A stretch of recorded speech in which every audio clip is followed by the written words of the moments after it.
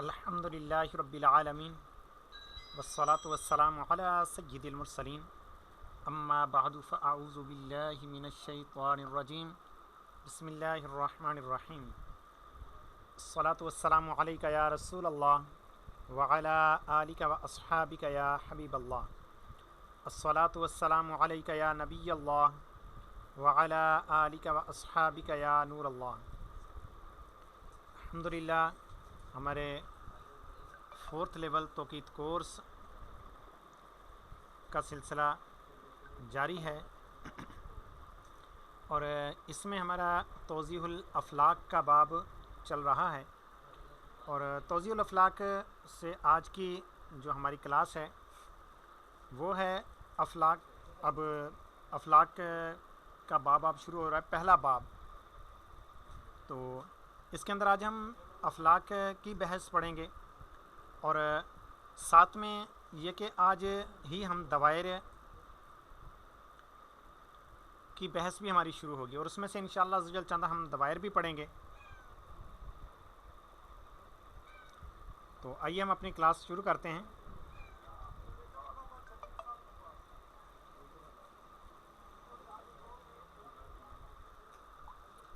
پہلا باب، افلاک کا بیان۔ حکماء نے 9 آسمان بتائے ہیں۔ اب 9 آسمان، فلک الافلاک یعنی جس فلک سے، اب یہ تو ہے صرف آسمانوں کی افلاک کی تعداد بتائی ہے نا۔ اب اس کی پھر اقسام ہیں افلاک کی۔ ایک تو ہے فلک الافلاک،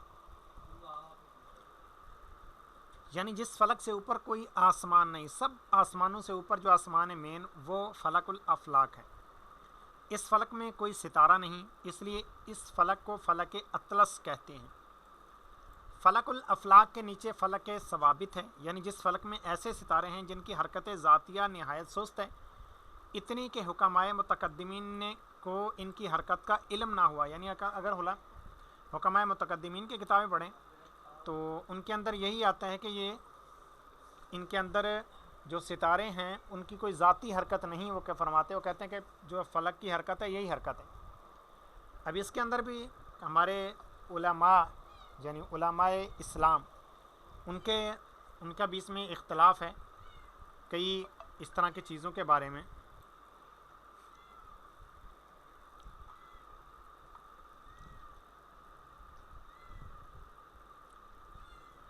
فلک الافلاک کے نیچے فلک ثوابت ہے، یعنی جس فلک میں ایسے ستارے ہیں جن کی حرکت ذاتیہ نہایت سست ہیں، اتنی کہ حکماء متقدمین کو ان کی حرکت کا علم نہ ہوا۔ اس فلک میں بعض ستارے اتنے بڑے بڑے ہیں کہ ان کی سطح فلک کے ثوابت کی سطح فوقانی اور سطح تحتانی دونوں سے مماس ہے، یعنی جتنی موٹائی اس فلک کی ہے اس کے اندر ستارہ اتنا بڑا ہے کہ وہ فلک کی سطح فوقانی سطح تحتانی یعنی اوپر کی تہہ نیچے کی تہہ دونوں سے وہ مماس ہے، اتنا بڑا وہ ستارہ ہے اس کے اندر۔ اور بعض چھوٹے چھوٹے ہیں جن میں سے کسی کی سطح فلک ثوابت کی سطح فوقانی سے مماس ہے، اور کسی کی سطح فلک ثوابت کی سطح تحتانی سے مماس ہے، اور کچھ ایسے بھی ہیں کہ جن کی سطح فلک ثوابت کی نہ سطح فوقانی سے مماس ہے نہ سطح تحتانی سے، یعنی وہ بیچ میں ہیں۔ فلک ثوابت کا دوسرا نام فلک البروج بھی ہے، اور اس فلک کو سماء الرؤیا اور اقلیم الرؤیا بھی کہتے ہیں۔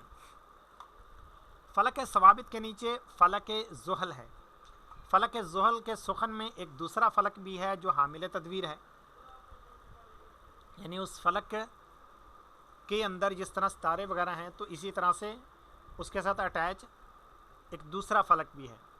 حامل تدویر کے سخن میں تدویر زحل ہے، اور تدویر زحل میں زحل ہے، یعنی زحل سیارہ۔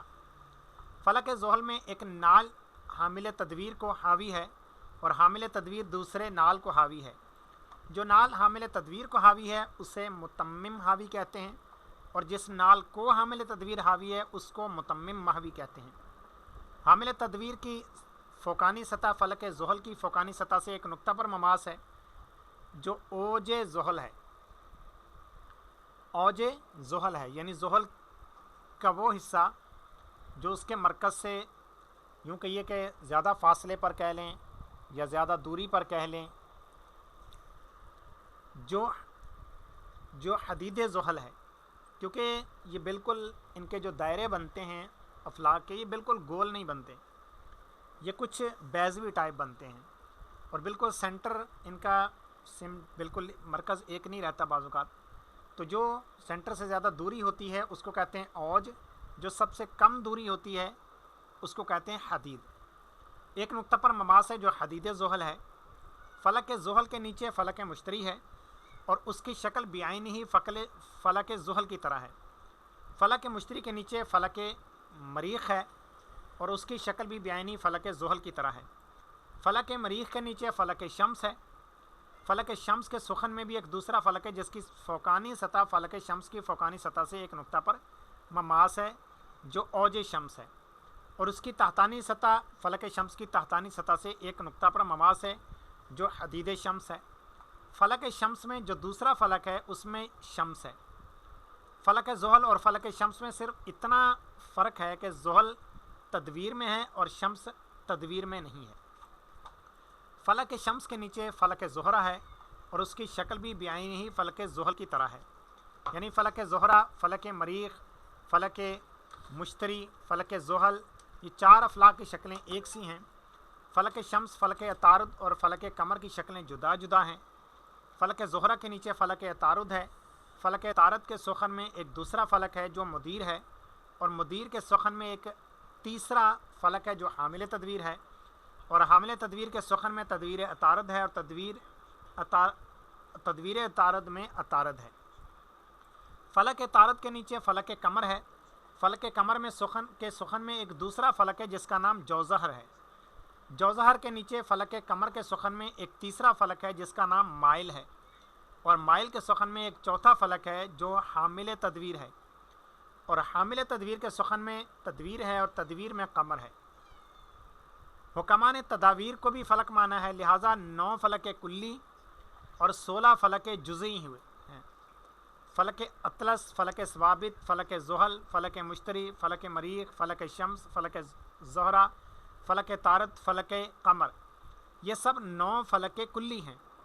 6 تداویر، 6 حوامل تداویر، مدیر عطارد، جوزہر، مائل، اور ایک وہ فلک جس میں شمس مرکوز ہے، یہ سب 16 فلک جزئی ہیں۔ فائدہ: ہر فلک کلی کا مرکز عالم ہے، یعنی جو فلک جزئی ہو اس کی بات نہیں کر رہے، فلک کلی کی بات کر رہے ہیں۔ فلک کلی جو ہے اس کا جو مرکز ہے وہ مرکز عالم ہے، اور مرکز عالم کون سا ہے؟ ہمارے علماء نے جس کو مانا تو زمین کا جو بالکل مرکز ہے یہ مرکز عالم ہے۔ جوزہر اور مائل کا مرکز بھی مرکز عالم ہے، اور 8 افلاک کا مرکز عالم سے ہٹا ہوا ہے۔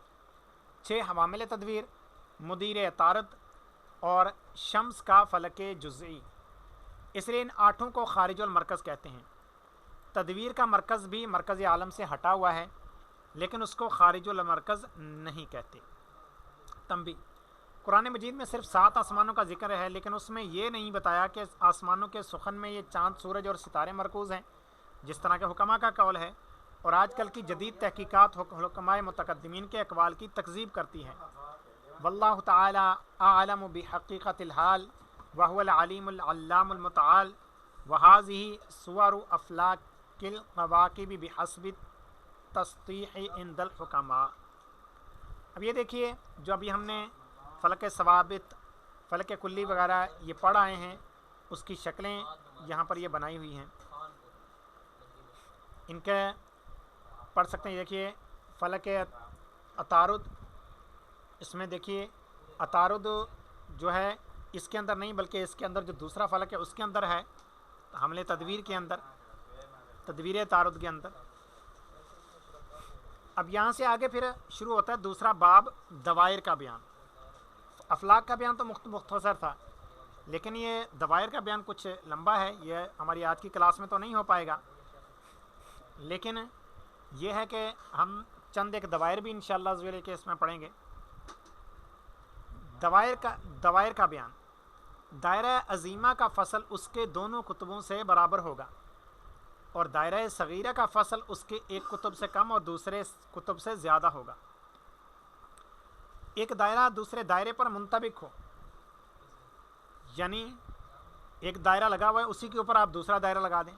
اس کی آسان مثال سمجھیں تو زمین سے تقریباً جیسے فرض کریں کہ 10 کلومیٹر دوری پر ایک دائرہ لگا ہوا ہے زمین کے اوپر، آپ نے 10 کلومیٹر مزید اونچا جائے یعنی 20 کلومیٹر اونچا جا کر ایک اور دائرہ لگا دیں، بالکل اسی دائرے کے اوپر ایک دائرہ، تو یہ منطبق کہلائے گا کہ اسی کے اوپر منطبق ہے، یعنی اگر اس کے بالکل نیچے کھڑے ہو کر دیکھیں گے تو آپ کو ایک ہی دائرہ محسوس ہوگا، تو اس کو کہتے ہیں منطبق ہونا۔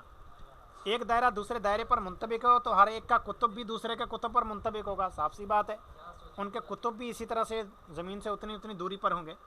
یہ مثال زمین کے لیے، باقی اس کے علاوہ دیگر کوئی بھی دائرہ ہو سکتا ہے اس طرح سے۔ اور ایک دائرہ دوسرے دائرے کا تقاطع کرے، یعنی ایک دائرہ لگا ہوا ہے، دوسرا دائرہ اس کو قطع کر رہا ہو، تو پھر کیا صورتحال ہوگی؟ تو ہر ایک کا قطب بھی دوسرے کے قطب سے ہٹ جائے گا، لیکن دونوں دائروں کے قطبوں میں 90 درجے سے زیادہ کا فصل ناممکن ہے، کیونکہ جو ایک دائرہ دوسرے دائرے کو قطع کرے گا تو زیادہ سے زیادہ یہی ہوگا کہ وہ 90 درجے پر قطع کرے گا، 90 درجے سے زیادہ ایک دائرہ دوسرے دائرے کو قطع نہیں کر سکتا، تو لہٰذا چونکہ نہیں کر سکتا لہٰذا دونوں کے قطبوں میں بھی 90 درجے سے زیادہ کا فاصلہ نہیں ہو سکتا۔ جس طرح کہ دائرہ نصف النہار ہم نے فرض کیا تھا اور دائرۃ الافق، اب دیکھیے کہ دائرہ نصف النہار شمال جنوباً ہے، دائرہ افق ہمارے افق پر ہے، تو افق چونکہ 90 درجے پر ہوتا ہے، اگر آپ ایک سائڈ ذرا سی اٹھا دیں، یعنی دائرہ افق کو افق پر نہ قائم رکھیں بلکہ ایک سائڈ ہلکی سی اٹھا دیں، شمال کی جانب سے، جنوب کی جانب سے، مشرق یا مغرب کسی بھی جانب سے ایک سائڈ سے اٹھائیں گے، دوسری سائڈ اس کی ظاہر سی بات ہے نیچے کی جانب چلی جائے گی، اور اس کا فاصلہ جو ہے دونوں دائروں کا آپس میں 90 درجے سے کم ہو جائے گا، تو 90 درجے سے جیسے کم ہوگا تو ان کے قطبوں کا فاصلہ بھی کم ہو جائے گا۔ جن دو نقطوں پر دو دائرہ عظیمہ کا تقاطع ہو، ان دو نقطوں پر وہ دونوں دائرے باہم متماس ہوں گے، یعنی آپس میں ملیں گے، اور ان دو نقطوں کے بعد پھر دونوں دائروں میں فصل بڑھتا جائے گا، یعنی اب آہستہ آہستہ ان کے درمیان جو فاصلہ ہے وہ اس میں اضافہ ہوتا جائے گا، یہاں تک کہ ان دو نقطوں کے بعد 90 درجے پر، یعنی اس دائرے کے جو 90 درجے ہوتے ہیں 360 میں سے، ان میں اتنا ہی فاصلہ ہو جائے گا جتنا کہ دونوں دائروں کے قطبوں میں فاصلہ ہوگا، یعنی سب سے زیادہ دوری ہو جائے گی، اور دو دائروں کے قطبوں میں جتنا فصل ہو اس سے زیادہ فصل ان دو دائروں کے کسی بھی حصے میں نہیں ہوگا، سب سے زیادہ فاصلہ 90 درجے پر ہوگا اور اس کے بعد پھر کم ہونا شروع ہو جائے گا۔ اب آگے بات کرتے ہیں، یہاں پر دوائر کی مختصر بحث تو مکمل ہوگی، اب بیان کرتے ہیں کہ دائرہ عظیمہ جو ہیں وہ 10 ہیں۔ اب وہ ہیں کون کون سے؟ وہ یہ ہیں: مودر النہار، منطقۃ البروج، مارہ بالاقطاب الاربعہ، دائرۃ المیل، دائرۃ الارض، دائرۃ الافق، دائرہ نصف النہار، دائرہ اول السمود، دائرہ وسط السماء الرؤیہ، دائرۃ الارتفاع۔ یہ 10 دوائر ہیں، ان میں سے ہم چند ایک کی آج پڑھتے ہیں کچھ تفصیل، بقایا انشاءاللہ عز و جل ہم پھر اپنی اگلی کلاس میں پڑھیں گے۔ معدل النہار، پہلا دائرہ، فلک الافلاک کی حرکت ہمیشہ مشرق سے مغرب کو ہوتی ہے۔ اب دیکھیے فلک الافلاک جو ہے، یعنی زمین ایک بالکل گول ہے، بالکل سیم ٹو سیم، اگرچہ 100% گول نہیں ہے، قطبین سے کچھ پچکی ہوئی ہے، اور اس کی شکل جو ہے بیضوی، ان معنوں میں کہتے تو ہیں بیضوی، لیکن بیضوی سے مراد ناریل یا پھر انڈا نہیں ہے، بیضوی سے مراد آسان الفاظ میں لے لیں کہ زمین کی شکل اس طرح سے ہے جس طرح کہ ایک خربوزہ کہہ لیں، یا پھر آٹے کا جس طرح پیڑا ہوتا ہے، اس طرح سے کہ قطبین سے کچھ پچکی ہوئی ہے۔ باقی یہ ہے، اب جو فلک الافلاک ہے وہ تو بالکل گول ہے، اب فلک الافلاک وہ گھوم رہا ہے نا مشرق سے مغرب کی طرف، اور اس کے جو قطب ہیں، یعنی قطبوں پر وہ مقام ہو گیا کہ وہ مقام اپنی جگہ پر ہی گھوم رہے ہیں، یعنی ان کی جگہ تبدیل نہیں ہوتی دیکھنے کے اعتبار سے، وہ اسی جگہ پر گھوم رہے ہوتے ہیں، تو لیکن بقایا اس کا ظاہر ہے کہ جو بالکل سینٹر میں اس کا جو مقام ہے، کوئی اس کی جگہ ہے جو فلک الافلاک کی، جو بھی کوئی بھی اس کے اندر ستارہ وغیرہ کچھ بھی اگر اس کی سیدھ میں ہوگا تو وہ زیادہ سپیڈ سے حرکت کر رہا ہوگا، تو فلک الافلاک کی جو حرکت ہے ہمیشہ مشرق سے مغرب کو ہوتی ہے، اور وہ جس محور پر حرکت کرتا ہے اس کا ایک کنارہ فلک الافلاک کی سطح فوقانی سے ایک نقطہ پر شمال میں مماس ہے، اور دوسرا کنارہ فلک الافلاک کی سطح فوقانی سے دوسرے نقطہ پر جنوب میں مماس ہے۔ یہ دونوں نقطے فلک الافلاک کے قطب ہیں۔ فلک الافلاک کے قطب کو قطب عالم مانا گیا ہے، ان میں جو شمال کی طرف ہے اس کو قطب شمالی، اور جو جنوب کی طرف ہے اس کو قطب جنوبی کہا جاتا ہے۔ दोनों कुतुबों के दरमियान 180 दर्जे का फासला है। इन दोनों कुतुबों के दरमियान एक दायरा अजीमा बाना गया, यानी दोनों कुतुबों से बराबर फासले पर, बिल्कुल सेम टू सेम दरमियान में। अब इस दायरे का फसल, जिसका फसल दोनों कुतुबों से बराबर है, यानी वो दायरा अजीमा कुतुब शुमाली से 90 दर्जे पर है और कुतुब जुनूबी से भी 90 दर्जे पर है। इसी दायरा अजीमा का नाम मोदलुन नहार है। दायरा मोदलुन नहार पर 21 मार्च और 24 सितंबर को आफताब हरकत करता है। ये पुरानी तहकीक है मुफ्ती साहब के दौर की, वरना जदीद तहकीक के मुताबिक 24 सितंबर के बजाय जो आफताब है ये 23 सितंबर को दायरा मोदलुन नहार पर आता है। अच्छा, अब आगे 22 जून का मुफ्ती साहब तहरीर फरमा रहे हैं, तो 22 जून नहीं है, जदीद तहकीक पर 21 जून है। लेकिन अगर आपसे सवाल हो के तौज़ीउल अफलाक के मुताबिक जवाब दें तो आपने फिर वही जवाब देना है जो यहाँ पर लिखा हुआ है। 22 जून को जिस नुक्ता से आफताब तुलू करता है, यानी मुफ्ती साहब के नज़दीक यही था उस दौर में कि मैल आज़म शिमाली जो है वो 22 जून को होता है। 22 जून को जिस नुक्ता से आफताब तुलू करता है उस नुक्ता से 23 दर्जे 27 दकीका जुनूब में मोदलुन नहार है। अब देखिए यहाँ पर फिर पुरानी तहकीक आ गई। जदीद तहकीक के मुताबिक 23 दर्जे 26 दकीके और तकरीबन 22 सानिये जो है मैल आज़म है। राउंडेड करेंगे तो 23 दर्जे 26 दकीके बनेंगे, ना कि 27 दकीके। तो मुफ्ती साहब के दौर की तहकीक यही होगी जो मुफ्ती साहब ने तहरीर फरमाई है। अब सूरज जो तुलू होता है 22 जून को, तो ये खत्ते इस्तिवा से जितना मैल होता है रोज़ाना ये उतने दर्जे दूरी पर होकर तुलू करता है। तो ये 23 दर्जे 27 दकीके जो है शिमाल की तरफ होकर तुलू चूँकि करता है, लिहाजा यहाँ से इसने तुलू किया, वहाँ से आप जुनूब की तरफ चलेंगे तो 23 दर्जे 27 दकीका तो आपको मोदलुन नहार आ जाएगा। तो यही बयान फरमा रहे हैं कि 22 जून को जिस नुक्ता से आफताब तुलू करता है उस नुक्ता से 23 दर्जे 27 दकीके जुनूब में मोदलुन नहार है। यूँ ही 22 जून को जिस नुक्ता पर आफताब गुरूब करता है उस नुक्ता से भी 23 दर्जे 27 दकीके जुनूब में मोदलुन नहार है। और 22 दिसंबर को जिस नुक्ता से आफताब तुलू करता है उस नुक्ता से 23 दर्जे 27 दकीके शिमाल में मोदलुन नहार है। यूँ ही 22 दिसंबर को जिस नुक्ता पर आफताब गुरूब करता है उस नुक्ता से भी 23 दर्जे 27 दकीके शिमाल में मोदलुन नहार है। यानी 22 जून और 22 दिसंबर के मतला के ऐन वस्त में मोदलुन नहार है। यूँ ही 22 जून और 22 दिसंबर के मगरिब के ऐन वस्त में मोदलुन नहार है। मोदलुन नहार के अगल बगल मोदलुन नहार के मवाजी जो दायरा सगीरा हैं उन्हें मदारे यौमी कहा जाता है। अब देखिए, यानी 10 दर्जे अर्ज़ बलद पर भी एक दायरा लगेगा, इस तरह 20 दर्जे अर्ज़ बलद पर भी लगेगा। ये मैं बड़े बड़े दायरे लगा रहा हूँ, वरना हर दर्जा तो क्या दकीकों में भी लगेंगे, तो उन्हें मदार यौमी कहा जाता है। कुर्रे अर्ज़ पर जो दायरा अजीमा मोदलुन नहार का महाजी है उसको ख़त्ते इस्तिवा कहते हैं। अच्छा, ये ख़त्त और दायरे में फ़र्क क्या है? होता बिल्कुल गोल है, आम तौर पर हम दोनों को दायरा कहते हैं, लेकिन फ़लकियात की इस्तिलाह के अंदर अगर कोई जो गोल दायरा है अगर बिल्कुल ज़मीन के साथ चिमटा हुआ लगा होगा तो उसको ख़त्त कहा जाएगा, उसको दायरा नहीं कहा जाएगा। लेकिन जो ज़मीन से कुछ फासले पर लगा होगा उसको दायरा कहा जाएगा। इस तरह दायरा मोदलुन नहार ज़मीन पर नहीं लगा होगा, ये फलक में लगा होगा, और जो ख़त्ते इस्तिवा है वो ज़मीन पर लगा हुआ है। इन दोनों में फ़र्क यही है, बाकी ये दोनों बिल्कुल महाजी हैं, एक दूसरे के ऊपर मुंतबिक हैं। ख़त्ते इस्तिवा के दोनों कुतुब मोदलुन नहार के दोनों कुतुबों पर मुंतबिक हैं, जो कि हम पीछे भी पढ़ के आ चुके हैं। अब यहाँ से आगे इंशाअल्लाह अज़्ज़वजल फिर हम अपने अगले क्लास में पढ़ेंगे।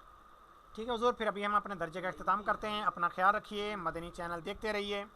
हमारा मदनी मकसद मुझे अपनी और सारी दुनिया के लोगों की इस्लाह की कोशिश करनी है इंशाअल्लाह अज़्ज़ वजल। अस्सलामु अलैकुम व रहमतुल्लाहि व बरकातुहू।